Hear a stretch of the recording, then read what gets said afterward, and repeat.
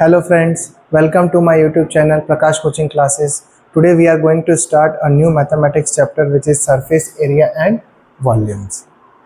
So here in this chapter we are going to study about the combinations of various individual surfaces to form a new surface. For example, if you see this substance, it has two individual separate substances. First is a cylinder and second one is hemisphere. एक cylinder इधर है और दो hemisphere up and down. तो अगर हमें total surface area निकालना है तो उसके लिए हमें क्या करना पड़ेगा, सरफेस एरिया ऑफ हेमिस्फीयर निकालना पड़ेगा, ऊपर वाला hemisphere plus surface area of curve surface area of cylinder और फिर curve surface area of other hemisphere. इन तीनों को हम ऐड करेंगे तो हमें मिलेगा total surface area of the solid. पूरे सॉलिड का हमें सरफेस एरिया मिलेगा। इसी को एक एग्जांपल से समझते हैं हम।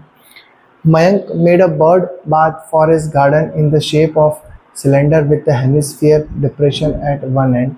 Height of the cylinder is 1.45, radius is 30 centimetre. Find the total surface area of the bird bath.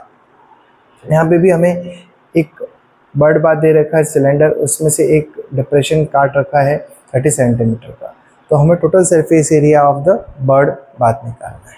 तो उसके लिए हम क्या करेंगे, total surface area of cylinder निकालेंगे plus curve surface area of the hemisphere निकालेंगे। दोनों को ऐड कर देंगे यहाँ पे तो हम और वैल्यूज पुटअप करेंगे तो हमारे पास वैल्यू आएगी 33,000 सेंटीमीटर स्क्वायर की।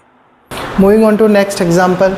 A solid is in a shape of a cone standing on a hemisphere with both radii being 1 centimeter and the height of the cone is equal to the radius. Find the volume of the solid in terms of the pi.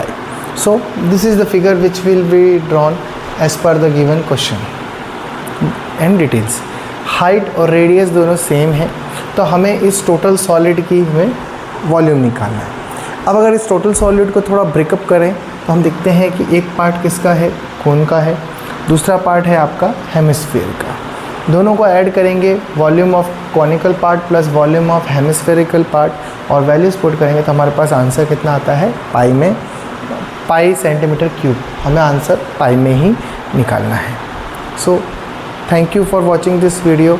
Do like, subscribe and share the video. और इस chapter के लिए आपको questions practice करिए। कोई doubt हो तो आप कमेंट सेक्शन में ज़रूर इसमें मुझे भेज सकते हैं, सो आई विल रिप्लाई।